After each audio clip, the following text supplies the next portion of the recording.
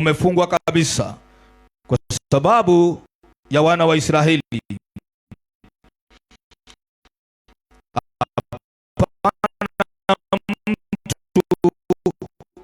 Aliyetoka wala hapana mtu aliyeingia. Bwana Yeriko katika mkono wa mfalme wake na mashujaa wake. Tunajifundisha kitabu cha Yoshua. Nilisema kitabu cha Yoshua ndicho kitabu ambacho kilitimiza ahadi ambayo Mungu alikuwa amepatia Abrahamu, Isaka na Yakobo na nyumba ya Israeli kuhusu kupewa nchi ya Kanaani.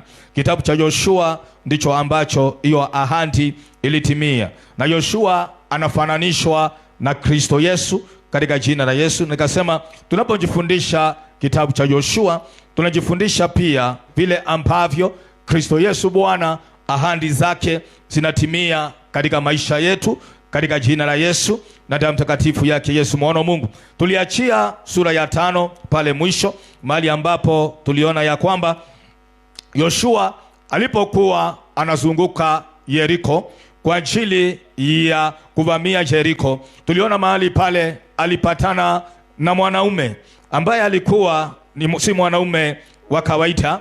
Alikuwa na upanga ambao ulikuwa mkononi tayari, na Yoshua akamwendea, na Yoshua akamuuliza, uko pande yetu ama uko pande ya adui? Yule mwanaume akamwambia, simo upande wenu, simo upande wa adui, bali niko upande wa Bwana Mungu wa majeshi. Na Yoshua aliposikia hivyo akajua ya kwamba kama ako upande wa Mungu basi ako upande wa nani? Wa Yoshua. Haleluya. Na tukaona ya kwamba Mungu analo jeshi lake ambalo liko tayari kuyatimiza mapenzi na makusudi yake. Na tukaona ya kwamba kila wakati wowote tutakuwa upande wa Mungu katika jina la Yesu. Wakati wowote tutakuwa ile pande ambaye Mungu yuko. Mungu ana jeshi lake la kutimiza ahadi yake, la kutimiza agano lake, la kutimiza neno lake katika jina la Yesu liko tayari.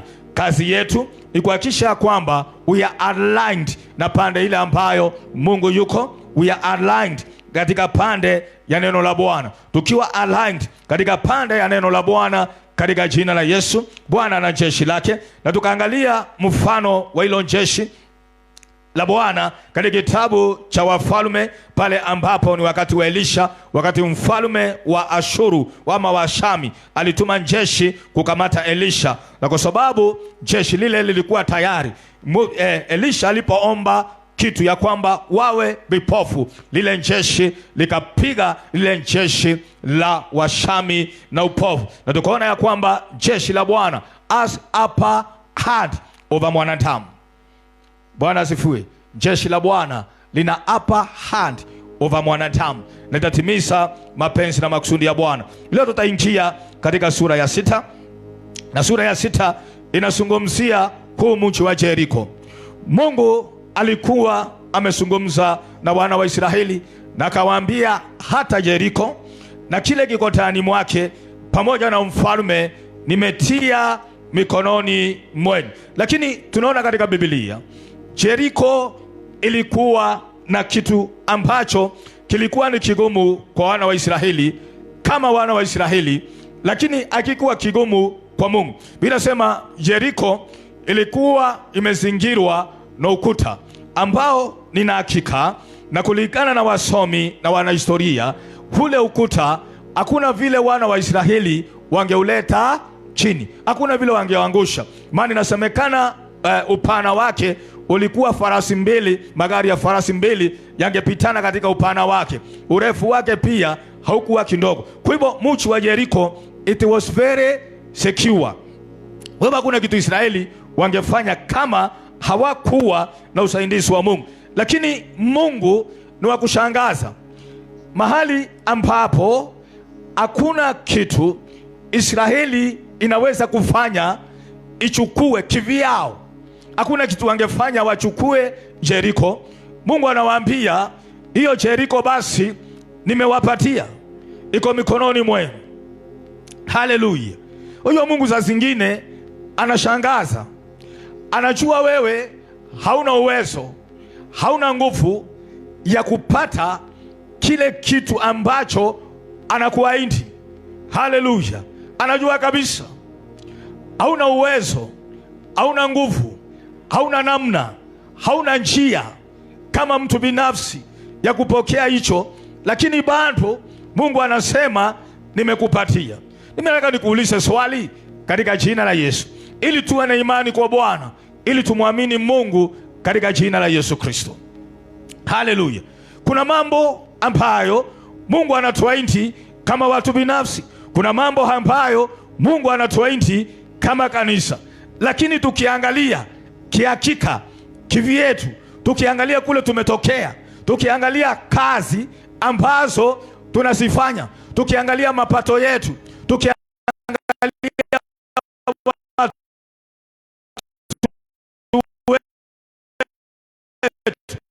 labda tuangalie hata kisomo ambacho tumesoma, tuangalie hizi ni fantasy. Haleluya! Haya ni mafikira, haya mambo itawezekana vipi? Na wakati mwingine tunakataa kuamini, na wakati mwingine tunakataa kufuatilia yale mambo ambayo Mungu ameahidi. Kwa hivyo Mungu alikuwa anajua kabisa Israeli kivyao hawana uwezo wa kupiga Yeriko na kuangusha Yeriko. Kwa hivyo hata wewe, Mungu si mwenda wazimu. Haleluya! Mungu si mwenda wazimu. Nisikieni, Mungu si mwenda wazimu. Mungu hajakula mogoka, Mungu hajakula miraa. Haleluya! Bwana asifiwe. Unajua mogoka na miraa zina fantasy. Ulisa wale wanaokula, wanaona vitu havimo. Haleluya! Sasa Mungu hajakula mogoka, hajakula miraa. Haleluya! Hajachanganyikiwa. Anajua kabisa kile anachokisema. Wewe hauna uwezo, wewe hauna nguvu ya kupata hata personal level. Hakuna namna, hakuna vile, lakini kwa sababu yeye ndiye anayeahidi, anajua kile ambacho atakifanya ili wewe upokee, ili wewe upate kile ambacho Mungu anasema katika jina la Yesu. Haleluya! Bwana asifiwe. Wajua mimi Pastor Morris nilikuwa nashangaa, hii pesa ya watu nitalipa na nini? Nitalipa namna gani? Lakini ndani mwangu nilikuwa na amani. Nilikuwa najua Mungu atafanya kitu. Sikuwa najua atafanya namna gani. Lakini umesikia vile alivyofanya na vile atakavyofanya. Haleluya! Kwa hivyo ni kumwamini Bwana. Kwa hivyo inasema Yeriko ilikuwa imefungwa kabisa. Hakuna aliyeingia, hakuna aliyetoka kwa sababu ya nyumba ya Israeli. Na Mungu ameshaambia Israeli, Yeriko nimekupatia. Haleluya! Kwa hivyo katika haya maisha kuna mambo ambayo Mungu amekuahidi, na wewe ukiangalia hakuna namna unaweza yakapata.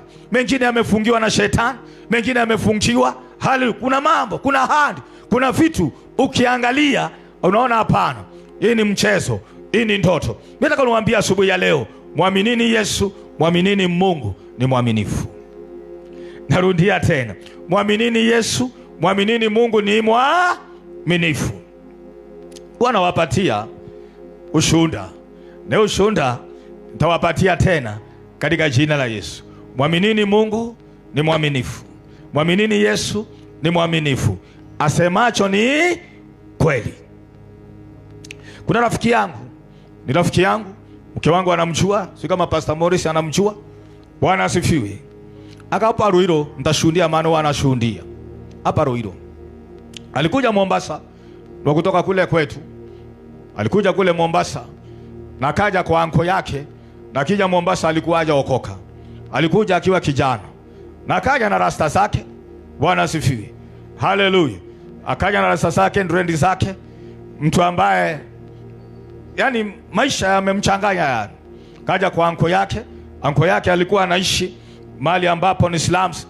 Kule Mshomoroni kuna mahali kunaitwa Bengala, mahali ambapo ni slums. Akaenda mahali pale, kaingia kwa anko yake. Ile kazi angepata ni ya manamba.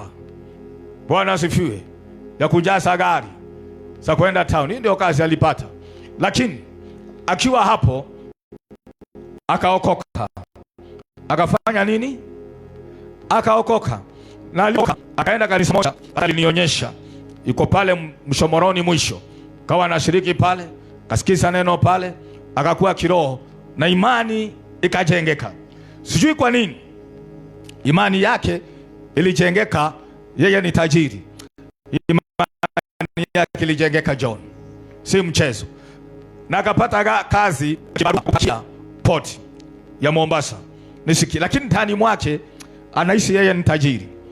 Na saa zingine ana pesa ya kwenda kule port. Kwa hivyo anatoka Mishomoroni saa 11 asubuhi ili atembee mpaka port afike mapema. Na alikuwa anatembea, yeye hafuati shortcut. Hapana, bila gari uenda. Anatembea hivyo. Kwa roundabout anapiga roundabout kama gari. Yeye anajiona anaendesha nini? Gari.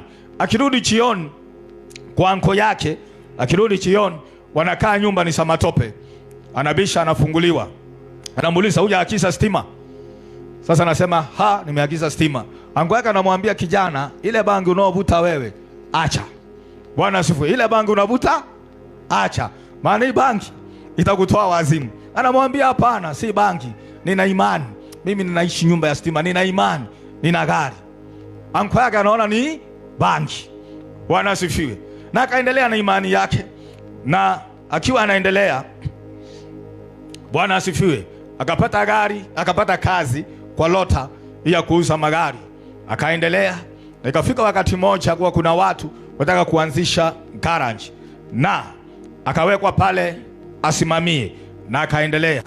Na siku moja mkubwa mmoja kaleta gari lake kutengezwa.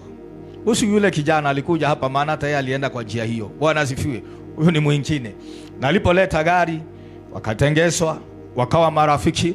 Hivyo ndivyo alimuintroduce kwa shirika moja la serikali, sitalitaja. Na alipokuwa introduced pale, akapewa tenda za kuleta magari hapo. Mara ya mwisho nikiongea naye alikuwa amepewa tenda ya kuleta helikopta. Kuleta nini Pastor Morris? Helikopta. Unafikiri helikopta ya pesa ngapi? Na nabakisha pesa ngapi? Yeye mwenyewe aliniambia mahali amejenga kanisa, hiyo plot alinunua 35 million bila mchango, yeye mwenyewe. Yeye mwenyewe. Haleluya. Mungu aliamini Mungu akamtumia mtu. Anko yake alisema ni bangi, lakini na hakika leo anko yake alijua hii si bangi. Hata kama ni bangi, ni bangi nzuri. Lakini si bangi, ni imani katika jina la Yesu. Bwana asifiwe. Yeye alimwamini Mungu. Hakujua Mungu atatumia njia gani. Aliamini Mungu atakuwa na gari. Aliamini Mungu ataishi nyumba ya stima. Hakuamini mambo ya mamilioni. Biblia inasema zaidi ya tuombayo, zaidi ya tunayofikiria, ndiyo ambayo Mungu anayoyatenda katika jina la Yesu. Mimi nakushauri katika jina la Yesu, tunapojifundisha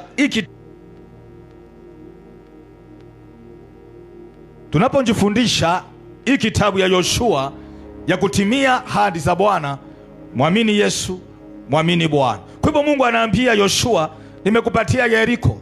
Na Mungu anajua wazi bila Yeriko ilivyo, lakini Mungu alijua la kufanya. Haleluya.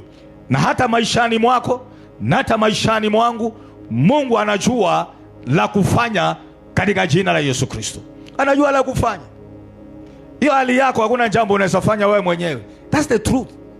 Kuna hali ambazo tumo, na kwa hakika sisi kama binadamu, there is nothing we can do. Hakuna kitu unaweza fanya. Usipe na pressure katika jina la Yesu.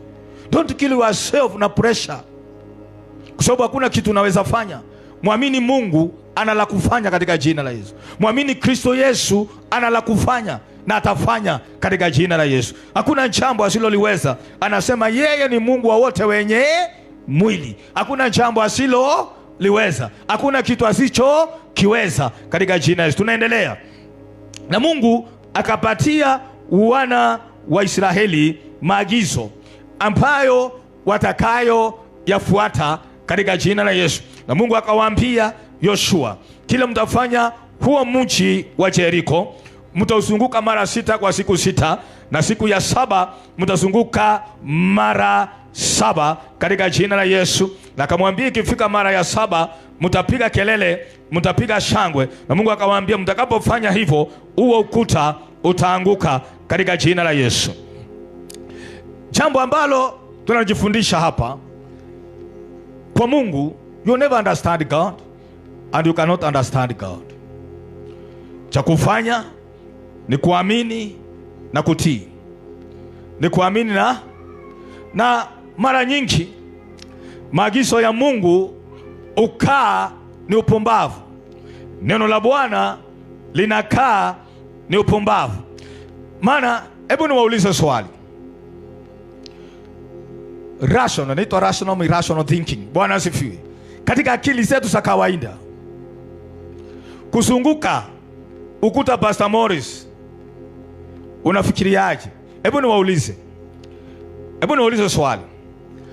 Tunafikiriaje hawa wa Jericho walipoona Israeli inazunguka wakipiga pembe ya kondoo? Wanazunguka mara ya kwanza, wanazunguka mara ya pili. Nina hakika walikuwa wanacheka, wanaanguka. Walikuwa wanacheka, maana wao ndio walijenga ukuta. Wao ndio walijenga ukuta. Nipungieni mkono. Wao ndio walijenga nini? Huu ukuta. Wao ndio walijenga ukuta. Walikuwa wanajua nguvu na uwezo ulio katika ukuta. Kwa hivyo walijua huo ukuta ndio waanguke. Ndio waanguke. Ni machini na watu na vitu na vifaa, si kidogo. Si kuzunguka tu wakipiga pembe ya kondoo. Kwa hivyo walionekana ni upumbavu wanafanya. Wa Jericho waliwacheka. Haleluya. Lakini Biblia inasema injili ni upumbavu kwa wanaopotea. Neno la Bwana ni upumbavu kwa wanaopotea. Lakini Biblia inasema kwa wale ambao wanaoamini, wewe na mimi, ni nguvu za Mungu ziletao wokovu. Biblia inasema upumbavu wa Mungu una nguvu kuliko hekima ya wanadamu wote wakiwa wameletwa pamoja. Imani ni upumbavu kwa wanaopotea. Imani ni kuvuta ni kama bangi kwa wale ambao hawamjui Kristo. Lakini imani ni nguvu ziletao wokovu, ziletao matunda kwa wale ambao wanaoamini katika jina la Yesu Kristo. Kwa hivyo wana wa Israeli walizunguka. Nina hakika wale ambao ni wa Yeriko walicheka, maana walijua nguvu na uwezo ulio katika huo ukuta. Hivi ndivyo ilivyo. Na ndio wanaambia watu, kile adui anasema kisikusumbue katika jina la Yesu. Narudia tena, kile adui anasema kisikusumbue katika jina la Yesu Kristo. Haleluya. Haleluya. Wanaweza cheka wakati ambapo unaomba. Wanaweza cheka wakati ambapo unasifu Mungu. Wanashangaa, haya maombi ukusifu kutakusaidia namna gani? Ukwenda kanisani kutakusaidia namna gani? Usijali kile adui, usijali kencheli ya adui. Adui shetani na adui mwanadamu isikusumbue. As long as unatenda neno la Bwana, as long as unatimiza maagizo ya Bwana, haijalishi yanakaa ya upumbavu kiasi gani, haijalishi yanakaa hayana uwezo, hayana nguvu ya kutimiza kile ambacho unatarajia. Hivyo ndivyo katika Biblia ndivyo ilivyo. Kuzunguka ukuta, hakuna vile kungeangusha ukuta. Wa Yeriko walikuwa na uhakika kabisa hakuna kitu Waisraeli watafanya katika kuzunguka. Hivyo ndivyo adui na siye mjua Mungu ana hakika kabisa hakuna vile maombi tunayoyaomba hapa yatakafanya. Wana hakika kabisa hakuna kitu maombi unaomba yatafanya, hakuna kitu neno unanena litafanya, maana wana uhakika na ngome yao. Haleluya. Vile walivyoinua wana uhakika. Yeriko walikuwa na uhakika na ngome yao, lakini si kwa Mungu, maana mambo ambayo yanakaa ya kipumbavu ya Mungu binasema yana nguvu kuliko wanadamu wote, yana hekima kuliko wanadamu wote. Kwa hivyo neno la Bwana, injili ya Bwana, hata kama inakaa upumbavu, wewe amini katika jina la Yesu. Na tunaona katika Biblia kama vile Mungu alivyowaagiza. Haleluya. Na walipoenda mara ya 7 na kupiga kelele, pinasema ukuta ulianguka wenyewe, mawe yakaanguka yenyewe. Yaliangushwa na nini? Na jeshi ambalo huyo mtu Joshua aliyemuona ndio waliangusha huo ukuta katika jina la Yesu, ukaanguka wenyewe. Kwa hivyo hata ulipoanguka tu, nina hakika jeshi la Wajeriko walipoona ukuta umeanguka waliishiwa na nguvu, hata kupigana hawangepigana, maana tegemeo lao limeanguka. Utakapotii Mungu katika jina la Yesu, tegemeo la adui litaanguka. Haleluya. Kama ni uchawi utaishiwa na nguvu, kama ni uganga utaishiwa na nguvu, kama ni manjini yataishiwa na nguvu katika jina la Yesu. Utakapotegemea Bwana kwa imani, utii neno la Bwana katika jina la Yesu, tegemeo la adui, kile ambacho kinafanya adui anjivune, kile ambacho kinafanya adui kitamalishwa na Mungu, kitaangushwa na Mungu. Ukuta na ngome zilizowekwa na shetani, kile shetani anategemea kukuzuia katika jina la Yesu kitaporomoka, kitaanguka. Kile adui anategemea kitaporomoka, kitaanguka. Hata kama ni mamlaka, katika jina la Yesu Mungu atakiangusha, Mungu atakiporomosha. Yeye mwenyewe anajua wewe hauna uwezo, anajua wewe hauna nguvu, lakini utakapomtegemea atasimama kwa ajili yako. Binasema yeye anajidhihirisha mwenye nguvu kwa wale ambao wanaomtegemea, wale ambao wanaomtumainia. Mungu anakuja anajidhihirisha, yeye ndiye mwenye nguvu. Kwa hivyo katika jina la Yesu Mungu atajidhihirisha kuwa mwenye nguvu katika jina la Yesu. Tumpigieni makofi. Atajidhihirisha kuwa mwenye nguvu. Acha niwaambie, hakuna kitu kingine cha maana na cha faida kama kuwa na imani ya hakika kwa Mungu. Maana imani ya hakika hapa inaweza tengeza njia mahali hapana njia. Haya mambo nyinyi mnaona kama yalikuwa yanatendeka kitambo. Na mhubiri mmoja alienda kutembea mahali na akakuta siku za kitambo daraja imesombwa na maji na kumekuwa usiku na ni kitambo na kumekuwa njioni na ajui atafanyaje na ajulikani kwa rafiki yake, na akajua huko si mchezo, ni kama kwingine tumetoka. Kipatikana njioni kwa shamba la wenyewe, hataki kujua ni mwizi si mwizi, unakula mapanga. Sasa huko ni kama huko wakina Karoko huko hivyo. Haleluya, Bwana asifiwe. Haleluya. Kipatikana kwa shamba la wenyewe njioni, wewe mwizi si mwizi, unakula mapanga kwa sababu ya miti ingine inapandwa sehemu hizo. Haleluya. Sasa alienda, Bwana asifiwe, kukawa usiku na kapiga magoti kando kando ya mto, kuwe kumenyesha, daraja imeenda, kila kitu kimeenda. Akamwambia Bwana, nakusihi katika jina la Yesu nijipate pande ile nyingine. Akifungua macho, Pastor Morris alikuwa pande ile nyingine. Vile alivyovuka hajui njao. Ni sisi hatumwamini Mungu, ni sisi hatuna imani. Hakuna jambo lisilowezekana kwake Yesu Kristo Bwana. Haleluya. Kwa hivyo ukuta ukaanguka katika upumbavu. Kwa hivyo upumbavu wa Mungu una akili, una nguvu kuliko kila mwanadamu. Neno la Bwana ni upumbavu kwa wanaopotea. Injili ni upumbavu kwa wanaopotea, bali ni nguvu za Mungu kwa wale ambao wanaokoka katika jina la Yesu. Haleluya. Kuna jambo lingine Mungu aliwaambia wafanye ambalo ningetaka tuliangalie. Mungu aliwaambia mnapozunguka pigeni, inaitwaje, pembe on ya kondoo. Pigeni honi ya kondoo, msitumie ingine ila ya kondoo. Tusomewe Zakaria 1:9-21 limbia some na Zaburi nieleze kitu hapa katika jina la Yesu Kristo. Zechariah chapter 1 verse 19. And I said to the angel who talked with me, what are these? So he answered me, these are the horns that have scattered Judah, Israel, and Jerusalem. Psalms 75:10. The Bible says, all the horns of the wicked I will also cut off, but the horns of the righteous shall be exalted. Amen. Kuna upumbavu mwingine unakaa upumbavu. Mungu aliwaambia wafanye, wanapozunguka wapige pembe ya kondoo.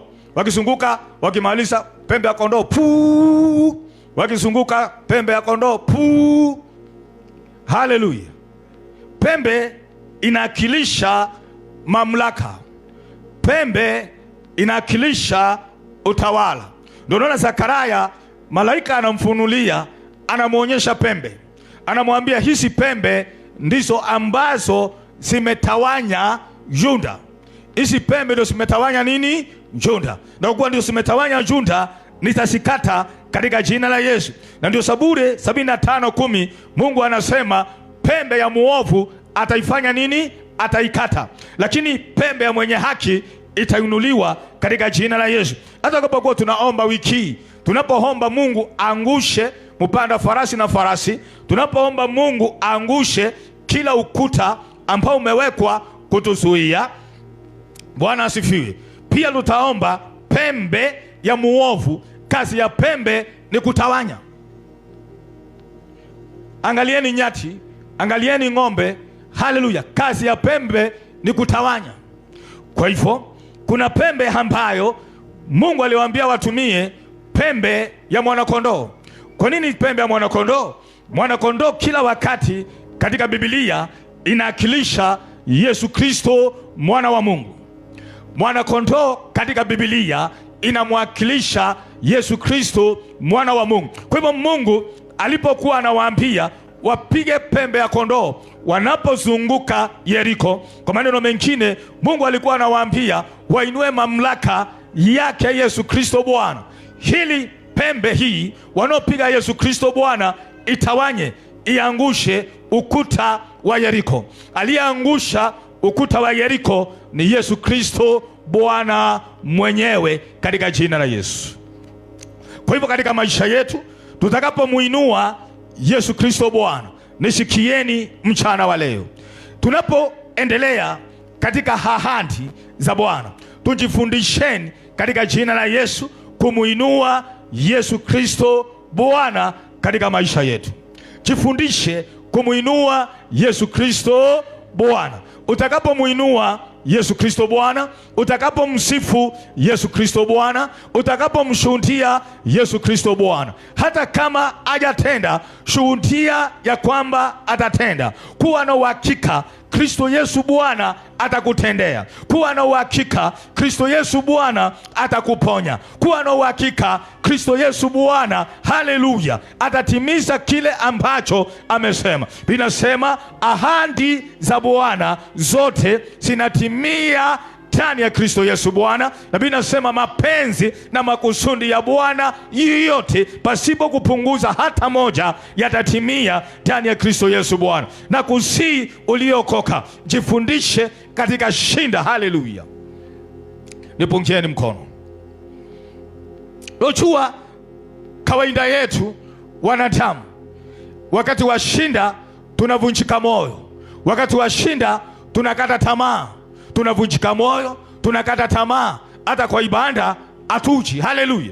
Wengi leo ambao wako na wachache, labda sijui, weza kuwa ni mambo yamewakumba, ni mambo yamewakumba mengi, shinda zimewakumba. Haleluya. Weza kuwa wamefungiwa nyumba, weza kuwa hawana chakula, weza kuwa mambo mengi, na mtu anavunjika moyo, anasema hata ibada siendi, nakaa nyumbani. Nisikia katika jina la Yesu, usikae nyumbani kama unaweza fika. Cha kufanya katika jina la Yesu, haleluya, muinue Yesu Kristo, musifu Yesu Kristo katika jina la Yesu. Najua si rahisi, si rahisi, hiyo ni ukweli wa mambo, yale naosema si rahisi, lakini ukitaka ushindi wakati ambapo umefika mwisho, kuna ukuta. Haleluya. Mungu aliambia wana wa Israeli, enteni Kanaani, hapa kuna ukuta ambao na Jeriko ambao ilikuwa inawasimamisha, ambao ilikuwa inawazuia, ambao ilikuwa inasimama ya kwamba kile Mungu anasema ni uongo. Utakapofika mwisho, ukielekea kwa ahadi ya Bwana na ufike mwisho, auoni mbele, auoni nyuma, muinue Kristo. Mbena muinue Kristo. Usiseme hiyo kanisa siendi tena, siombi tena, siendi kanisani tena. Hapana. Mungu aliwaambia pigeni hiyo pembe ya mwanakondoo, inueni mamlaka ya Yesu Kristo. Muinueni Yesu, musifu Yesu katika jina la Yesu. Wakati wa dhiki, sifu Yesu. Wakati wa shinda, sifu Yesu. Musifu, muinue Yesu katika jina la Yesu. Mamlaka yake na uwezo wake utatawanya adui katika jina la Yesu. Haleluya. Nipungieni mkono. Mambo yakikataa, usiwe kama Yohana Mbatizaji aliposhikwa akawekwa njela. Haleluya. Akangojea Yesu atende muujiza atoke, hakutoka. Akangojea Yesu amtembelee, Yesu hakumtembelea. Biblia inasema akaita wanafunzi wake wa Yohana Mbatizaji wawili, na akawatuma kwa Yesu, na akawaambia, na watuma, endeni kwa huyo Yesu mumuulize ni yeye Mwokozi ama tungojee mwingine, maana vile ninavyoona sioni kama ni yeye. Na Yesu akawaambia, eteni mwambie Yohana Mbatizaji yale mambo natenda, na ndeni mwambie Yohana Mbatizaji amebarikiwa asiyekwazwa nami. Kwa hivyo Yohana alikuwa amekwazwa na Yesu. Kamwambia na muulize Yesu ni yeye ama si yeye. Kama si yeye tungojee mwingine. Kwa hivyo Yesu ni huyu, si mwingine. Ukifika mwisho msifu katika jina la Yesu. Mahali hapana njia atatengeza njia. Tujifundisheni kumsifu Bwana kwa kila hali. Tujifundisheni. Najua si rahisi. Maana hata mimi ufika mwisho. Sasa zingine hata maombi unashindwa. Unajaribu kufungua mdomo usinakataa. Sikataa hata kama ni machozi, wacha yatoke. Haleluya. Pastor Morris anacheka, labda ashaifika hapo. Unafungua mdomo, maneno yanakataa kutoka. Maana umeishiwa na nguvu, umeisha. Uchu ufanye nini? Lakini hata hivyo machozi yatoke. Haleluya. Tunene kwa moyo katika jina la Yesu. Tuseme Bwana wewe ni mwaminifu. Wewe ni wa kweli, uinuliwe maishani mwangu. Haleluya. Sema katika jina la Yesu. Muinue Bwana, msifu Yesu. Walipofanya hivyo na ukuta ukaanguka katika jina la Yesu na damu takatifu yake Yesu mwana wa Mungu. Kwa hivyo hiyo pembe ilikuwa inawakilisha mamlaka ya Kristo na uwezo wa Kristo katika jina la Yesu, na ni Kristo Yesu ambaye aliangusha ule ukuta. Kwa hivyo tunaona katika hadi za Bwana, nipungieni mkono. Haleluya. Mimi nilikuwa najiuliza, lakini naye Mungu anashangaza. Si alijua hawezi, si alisema nawapatia. Si angefieka hawa watu wana wa Israeli wakaenda tu wakachukua. Si hata wewe angefieka hayo mashinda. Hapana. Mungu anataka uone kile unaweza ukatenda kupitia yeye. Umesikia? Mungu anataka uone na ujue kile anaweza tenda kupitia wewe. Si hata Mungu hakuwa na uwezo. Tutaangalia hapa katika Biblia tunapomalizia. Mungu si hata kwamba hakuwa na uwezo wa kumaliza Yeriko. Alikuwa na uwezo wa kumaliza Yeriko. Tunaangalia hapa sura ya ngapi ile? Sura ya 9. Sura ya 10. Hawa watu ambao Mungu alinyesha mawe, akawaua na mawe. Kwa hivyo Mungu alikuwa na uwezo pia hiyo Yeriko inyeshe mawe uwe, ama nyeshe moto kama Sodoma na Gomora waishe. Lakini Mungu alitaka wana wa Israeli wenyewe wajue kile Mungu anaweza akatenda kupitia wao. Na si wana wa Israeli, hata sisi tujue kile Mungu anaweza akatenda kupitia sisi katika jina la Yesu. Ndiye ameruhusu hiyo mambo ikuje isimame mbele yako. Na najua wewe una uwezo. Ndiye ameruhusu hiyo kishinda. Unaona vile kiko kikubwa, kimekukondolea macho hivi, kinakaa kitakumeza. Kinakaa kitaenda na wewe anytime. Ukiangalia unaona next month inaweza enda. Ile nyingine inaweza enda. Ile nyingine inaweza enda. Utaenda katika jina la Yesu. Haitakumeza. Mungu akutumia akatenda na wewe na kupitia wewe katika jina la Yesu Kristo. Haleluya. Bwana asifiwe. Kwa hivyo kulikuwa na hiyo ilikuwa imesimama. Hivyo hata katika maisha yetu hadi za Bwana tutapatana na mambo yanayosema it is not possible. Kabisa tutapatana na ukuta, lakini utakapotii maagizo ya Bwana, utakapotii neno la Bwana katika jina la Yesu Kristo, ukuta utaanguka katika jina la Yesu. Twende sura ya ngapi sasa? Mbio tuone kama tutamaliza. Sura ya 7 na sura ya 8. Nitasoma 7 mstari wa 1 mpaka wa 5. Lakini wana wa Israeli walifanya dhambi katika kitu kilichowekwa wakfu. Maana Akani mwana wa Karmi mwana wa Sabdi mwana wa Zera wa kabila la Juda alitoa baadhi ya vitu vilivyowekwa wakfu. Hasira ya Bwana ikawa juu ya wana wa Israeli. Kisha Yoshua akatuma watu kutoka Yeriko mpaka mji wa Hai ulio karibu na Bethaven upande wa mashariki wa Betheli, akawaambia akisema, pandeni juu mkaipeleleze nchi. Basi wakapanda juu wakaipeleleza Hai. Wakarejea kwa Yoshua wakamwambia, wasiende watu wote, ila waende watu kama 2,000-3 wakaupige Hai. Usiwataabishe watu wote kwa kuwaendesha huko, maana watu hao ni wachache sana. Basi watu wakaenda huko wapata 3,000 tu, nao wakakimbia mbele ya watu wa Hai. Watu wa Hai wakawapiga watu kama 36, wakawafuatia kutoka mbele ya mlango mpaka Sebrania, wakawapiga huko kwenye mtelemko. Mioyo ya watu iliyeyuka ikawa kama maji. 8:1. Kisha Bwana akamwambia Yoshua, usiache wala usifadhaike, wachukue watu wote wa vita waende pamoja nawe, nanyi inukeni mwende Hai. Angalia, mimi nimemtia mkononi mwako huyo mfalme wa Hai na watu wake na mji wake na nchi yote. Bwana asifiwe. Tunaendelea kujifundisha kuhusu ahadi za Bwana. Wana wa Israeli walipata inaitwaje, mbaria ambayo ni Yeriko na ukuta, na kutii maagizo ya Bwana, ile mbari na ule ukuta ukaanguka, na wakaendelea kusonga mbele. Na waliposonga mbele wakapata mbari nyingine, lakini si kubwa kama Yeriko. Yoshua alipochunguza wale watu akamwambia, hapa Joshua, hakuna shinda. Kwanza hakuna ukuta, hakuna chochote. Hawa watu ni wachache. Twendeni tu aka mji tunachukua. Bwana asifiwe. Na wakafanya hivyo. Lakini kuna kitu walisahau. Aliyekuwa anawasaidia ni Mungu. Aliyekuwa anawasaidia ni nani? Ni Mungu. Na atakayetusaidia ni Mungu. Atakayekusaidia, tafadhali nisikie, ni Mungu. Anayetusaidia ni Mungu. Pasipo msaada wa Mungu sisi si chochote. Pasipo msaada wa Mungu hatutamshinda adui.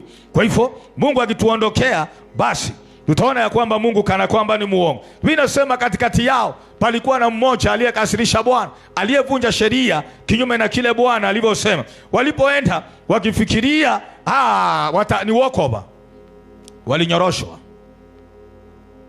Walinyoroshwa kwa sababu gani? Ya dhambi. Linasema kuna mmoja anaitwa Akani alitenda dhambi na Mungu akawaachilia. Kwa hivyo katika hii safari, katika jina la Yesu na kusii, ukitaka ahadi za Bwana sitimie, dhambi weka pembeni. Haleluya.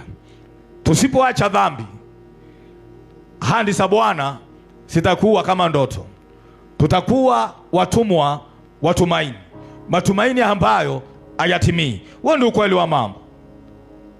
Mungu anasema, mkono wangu si mfupi kuwaokoa, ila dhambi ndizo ambazo zimenitenga nanyi. Ukitaka msaada wa Bwana, hakikisha Bwana ako pamoja nawe. Achana na dhambi katika jina la Yesu Kristo. Chochote ambacho Mungu anasema usifanye, usifanye. Na chochote Mungu anasema ufanye, ufanye katika jina la Yesu Kristo. Tunapoomba Bwana atimize ahadi, tuangalie njia zetu, tuangalie menendo yetu, tuangalie utiifu wetu katika jina la Yesu Kristo. Haleluya. Usipoacha dhambi utakimbia hapa na pale, na adui utamweza. Hata kama haleluya. Na usitarajie ushindi wa jana wakati ulikuwa mtiifu. Ufikirie ushindi wa jana ulipokuwa mtiifu utakusaidia leo. Utakatifu wa leo ndio unakusaidia. Dhambi ya leo ndio inakuua. Haleluya. Kwa hivyo tumesikia hayo. Hai ilikuwa mchi mdogo, lakini ulinyarosha Israeli mpaka walipotubu na wakaondoa ule uovu. Ndio Mungu akamwambia, sasa Joshua, henda hata mji nimekupatia katika jina la Yesu. Acheni waambie, nipungieni mkono. Tukiwa waaminifu kwa Bwana, hakuna chochote kinaweza simama mbele yetu na kikafaulu. Ni nini hiyo unaona mbele yako? Ukiwa mwaminifu kwa Bwana, hakuna mimi nakwambia lolote, yeyote, chochote kinaweza simama kinyume nasi na kikafaulu katika jina la Yesu. Be faithful.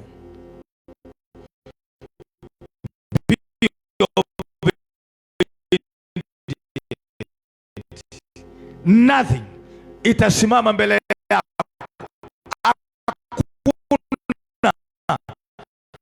Hata wakiona wana wa Israeli wakizunguka pale, watajua Mungu nani, si wewe. Watajua Mungu ni nani.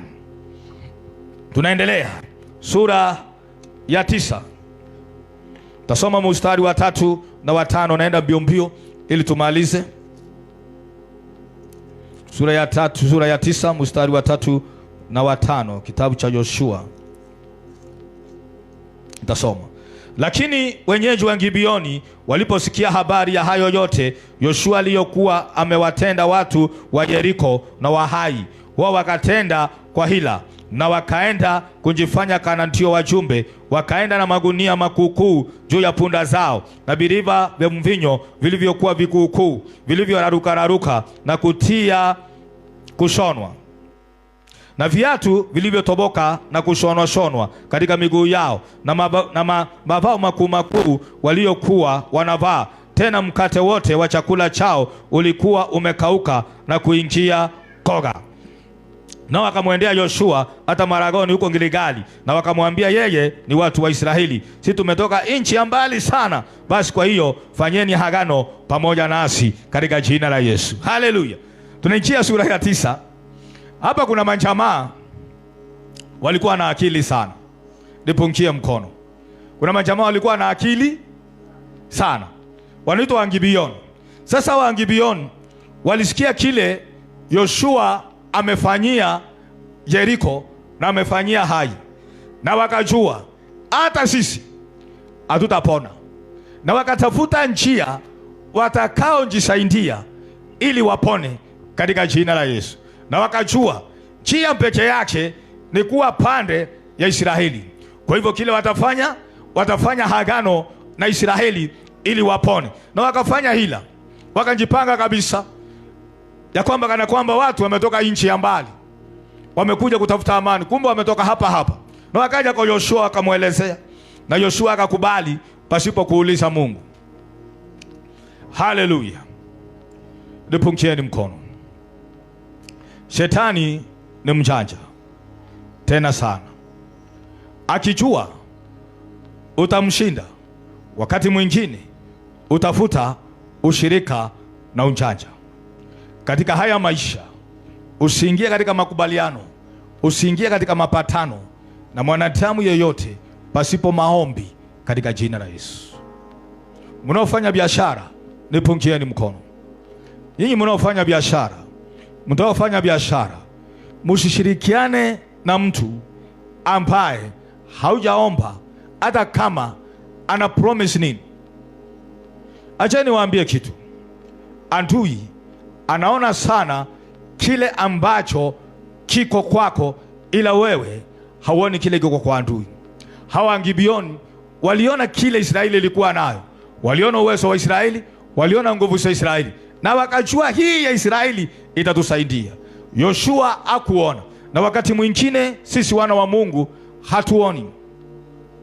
Mtu akija kuchumbia, usikubali hivi. Omba katika jina la Yesu.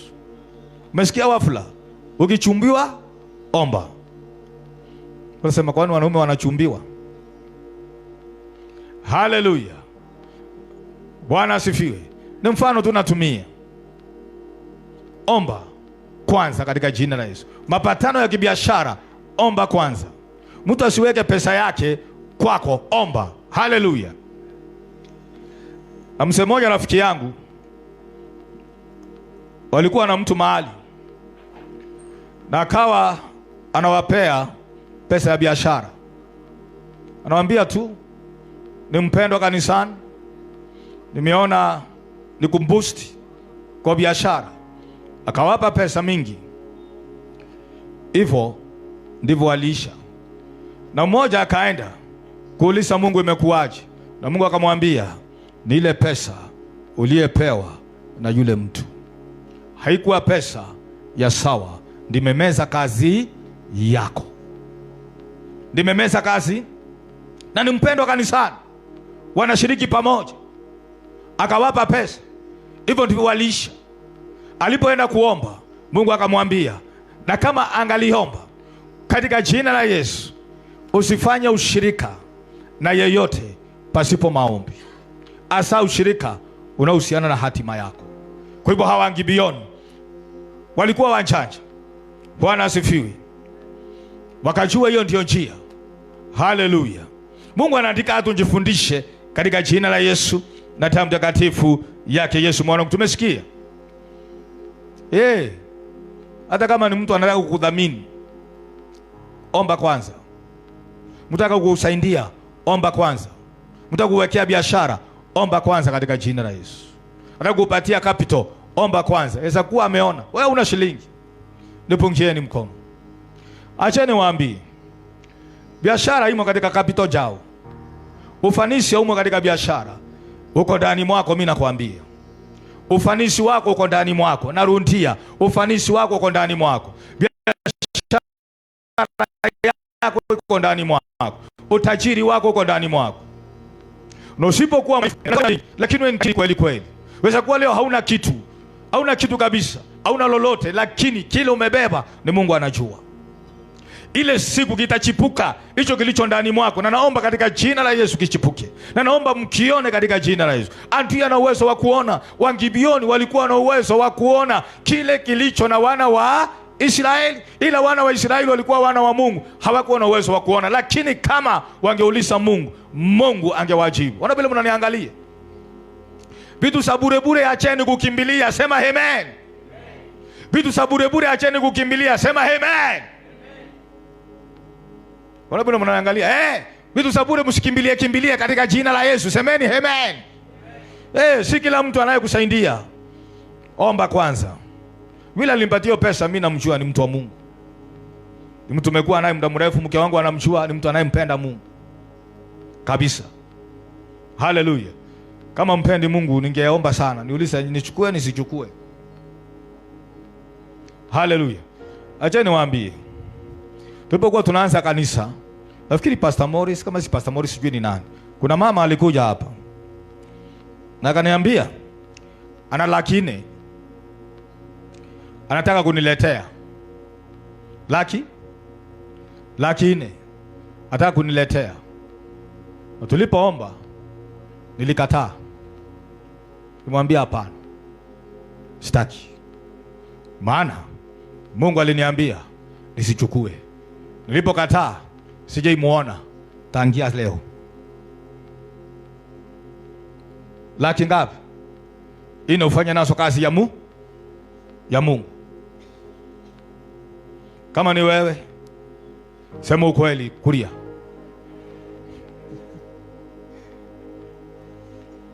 Ungesema Bwana amenikumbuka, ningeangukia.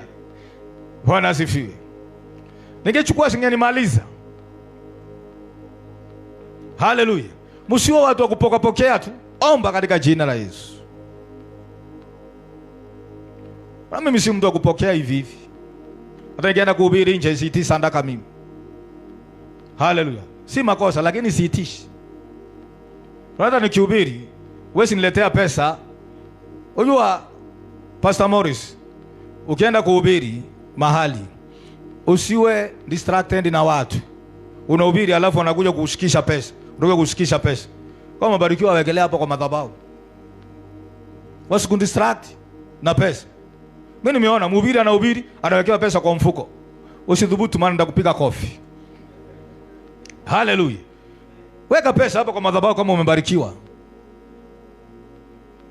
Mke wangu ananiangalia, tataka kuniwekea pesa bibi kwa mfuko na mimi nahubiri. Wewe kama wewe singoje ibada ishe, wekelea kwa madhabahu henda.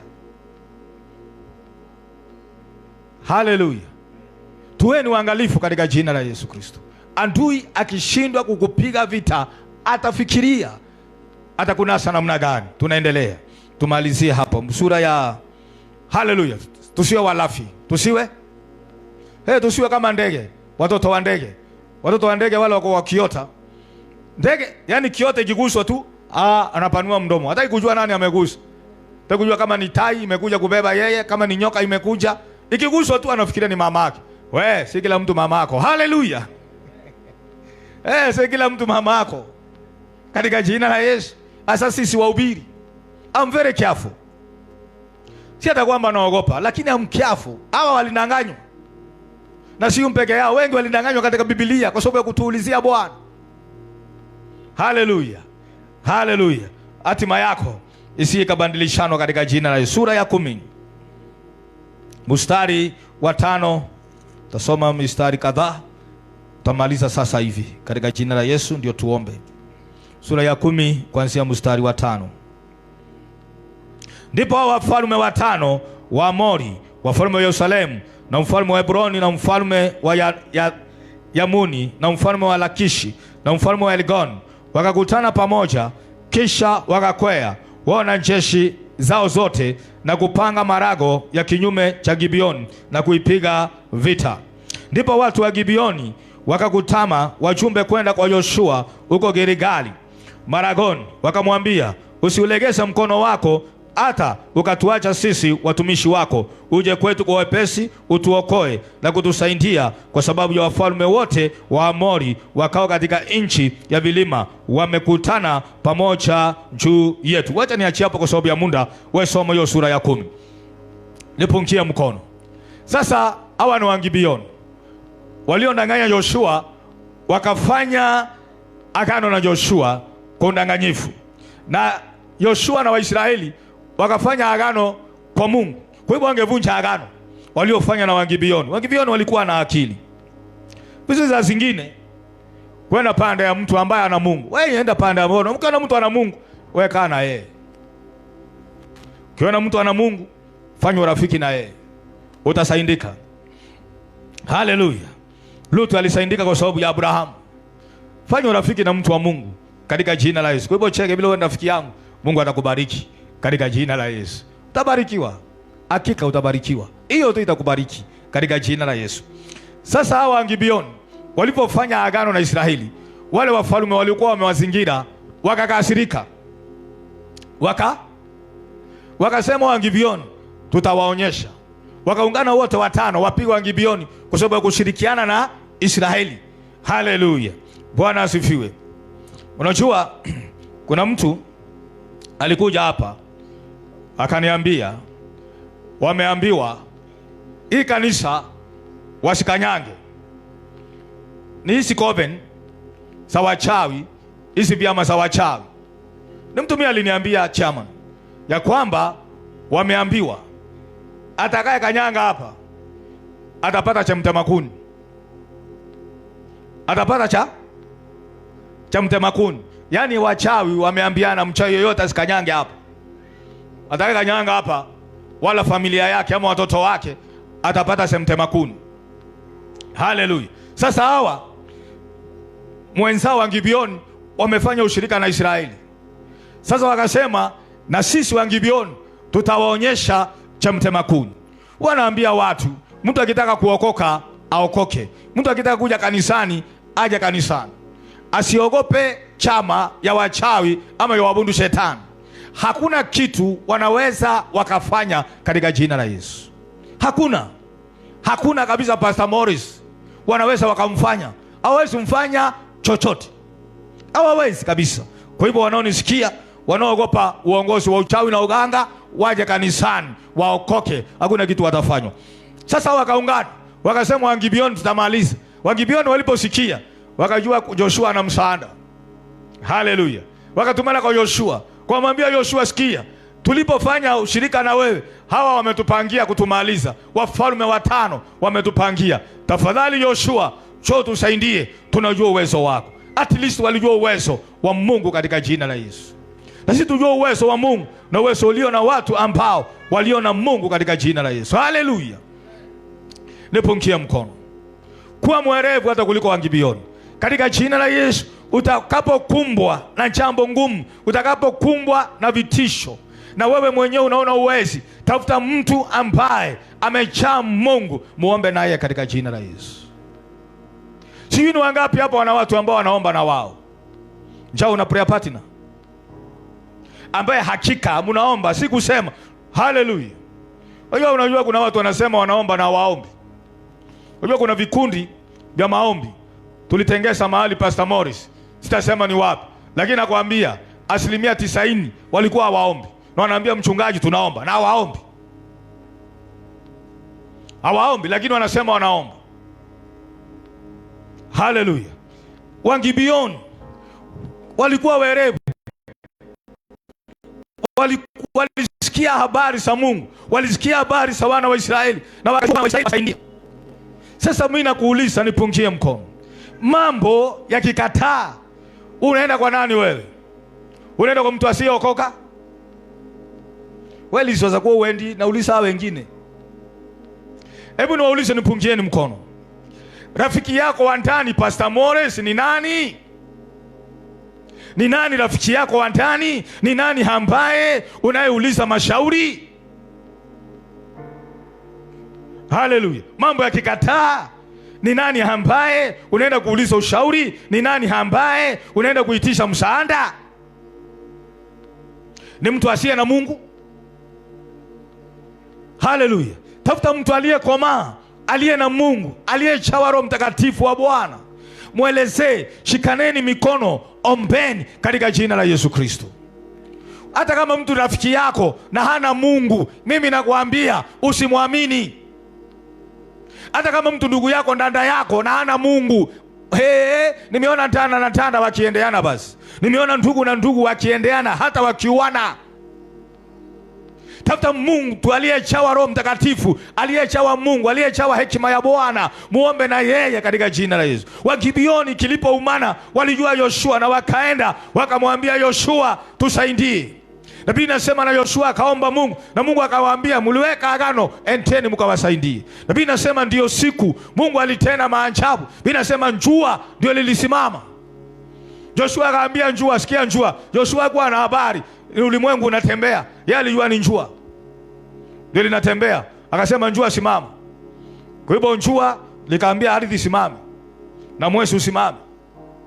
Na Biblia inasema na Mungu naye walipokimbia Pastor Morris, au wafalme na jeshi lilipokimbia likawa na mbio kupita Yoshua na jeshi la Israeli, Biblia inasema na Mungu akanyesha mawe ya Mungu. Oso siku hiyo Mungu alitupa mawe. Kumbe Mungu anatupa mawe.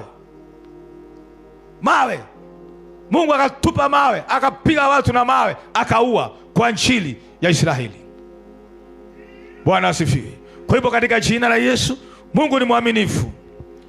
Hata mahali patahitajika haje physically, atakuja katika jina la Yesu. Kuwa katika njia ya Bwana, kuwa katika pande ya Bwana, hakuna jambo asiloliweza Baba wa mbinguni. Na naamini katika jina la Yesu, tunaposimama mbele uwepo wake Bwana, hata yale ambayo yanatusumbua siku ya leo, hata yale ambayo yanakusumbua siku ya leo, Baba wa mbinguni atatengeza njia, atatengeza mlango katika jina la Yesu Kristo. Tuweni watiifu, tuacheni na dhambi, tumuamini Yesu, tumuinue Yesu, tumuimbie Yesu, tukiri Yesu, tukiri ushindi katika jina la Yesu Kristo. Next time nitakuwa nazungumzia kuhusu maneno tunayoyanena. Ila nafasi nyingine nitapata, nitakuwa nazungumzia kuhusu maneno tunayoyanena. Joshua alisema njua simama, likasimama. Kiri ushindi katika jina la Yesu. Hata kama uko kwa shimo, wewe kiri utatoka kwa hiyo shimo. Naamini utatoka. Wala mnaniangalia, nasema wewe pastor ujui ya kwangu.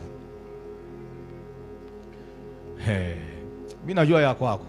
Hebu niwaulize swali, nipungieni mkono. Hebu nikuulize swali. Hakika Oso anajua ushunda. Maana Oso ni daktari na alikuwa anasikizana madaktari wenzake. Mimi nimesikia daktari akisema kabisa hapa hakuna tumaini. Na daktari John, daktari wale walikuwa wanakuja kuniangalia, mmoja akaja usiku saa 4 nakumbuka, na akaja kwa kitanda, kaniambia mzee habari gani? Tena ni wakule kwetu, anaongea lugha ile naongea kabisa, na alikuwa amekuja kunisaidia maana amesikia mimi ni wa kwao, nisiishe hivi hivi. Akaniuliza, mzee, unajua ndawa zimekataa kufanya kazi? Unajua ndawa John, daktari ananiambia mzee, unajua ndawa zimekataa kufanya kazi. Nikamwambia akaniuliza, wewe unafikiria ni nini shinda mzee? Hebu fikiria ni nini shinda, maana hii jambo si ya kawaida. Maana wametumia dawa zote, doseji zote, sindano, tembe, kila kitu imekataa. Ndio wamefika mwisho. Sasa hebu niwaulize, let's be honest. Kama ni wewe ungefikiria nini? Daktari anakuuliza wafanye nini, ama ufanye nini, na unaenda kwao kuwatibu. Wewe ndio umeenda wakutibu, alafu wanakuuliza mzee, unaona tufanye nini? Ni nini shida sasa hapa, hizi ndawa zimekataa? Ungewaambia manjaliwa. Yule kama kule Mombasa, manjaliwa ya Mungu. Hakuna manjaliwa hapa. Nimwambia mzee, kesho nitakuwa sawa katika jina la Yesu. Sikumwambia mzee, nimwambia kesho nitakuwa sawa. Hivyo ndio nilimwambia, kesho nitakuwa sawa. Na mimi nilipo alipoenda, maana aliona nimempuuza. Yeye aliona ningeangalia kimila, niangalie nini sasa kwa inanikula, ni uchawi, ni laana, ni nini, ni mashamba tumepigania. Sasa nikarogwa. Vitu kama hizo ndio alikuwa anataka nimwambie. Unajua kule nyumbani kuna kakesi ka shamba, kuna watu waliniambia wataniona. Achana na hiyo. Hata kama watu walisema utawaona, achana nao. Wewe nena kile Mungu anasema. Hilo neno utanena litawashughulikia. Hilo neno litawashughulikia hao. Nilimwambia kesho nitakuwa sawa. Na huo usiku kasema, Roho wa Bwana imeandikwa, kama uliyemfufua Kristo Yesu unaishi ndani mwangu. Binasema mwili wangu unaokufa utauisha. Kwa hivyo mwili uisha katika jina la Yesu. Na hivyo ndivyo ilivyokuwa. Na kesho kweli vipimo vikasema niko sawa. Sasa hivi tumnasikia nafunga. Sasa najipanga niende siku 40. Haleluya. Nafunga na naomba. Na nitaomba. Niko sawa katika jina la Yesu. Kwa hivyo haleluya, kiri ushindi katika jina la Yesu. Sema hapa nitatoka. Hata kama uko kwa shimo futi 100 na unaona juu giza lina utelezi na matope, unapanda unarudi, unapanda unarudi, kiri bado utatoka. Ni ugonjwa, kiri utapona. Ni hali ya maisha, kiri utatoka. Kiri, amini Mungu, utatoka kwa hiyo hali katika jina la Yesu. Na hakika siku moja utasimama hapa, utoe ushuhuda, watu wasikie kama sinema, kama sinema, kama sinema, kama video. Bwana asifiwe. Kama sinema, kama. Hebu niwaulize, mtu umemtuma akuuzie vitu zako, alafu aende atafute watu wa kununua na wapatikane, wakosanie tu bei. Alafu usiku huyo uliyemtuma Mungu anamwambia, sikia, hawa watu ulioleta achana nao, hiyo miti achana nao, wewe ndio utafute pesa umpatie. Unafikiria nini hilo jambo John? Na si pesa kidogo. Unafikiriaje? Bwana asifiwe. Hayo ndio mambo Mungu aweza kate. Tusimameni katika jina la Yesu.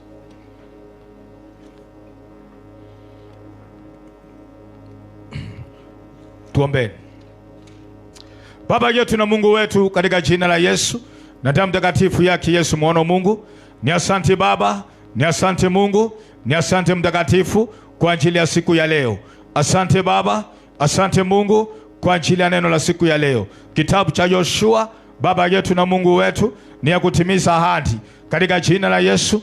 Na Baba, tunaamini Yesu Kristo Bwana, uliye Bwana mwokozi wetu, katika jina la Yesu, ahadi yako Bwana inatimia kwa kanisa hili, inatimia kwetu katika jina la Yesu na damu mtakatifu yake Yesu mwana wa Mungu. Ewe Baba uliyesiumba mbingu, uliyesiumba nchi, katika jina la Yesu Baba, unatimiza kwetu kwa kila mmoja wetu. Baba, tusaidie, tuongeze imani katika jina la Yesu. Ahadi zako kwetu sitimie Bwana, kwa kuwa wewe ni kweli, wewe ni amina Bwana. Timisia watu ahadi zako, wakuone Yesu, wakuone Mwokozi. Wewe ni mwaminifu, wewe ni mwaminifu katika jina la Yesu Kristo.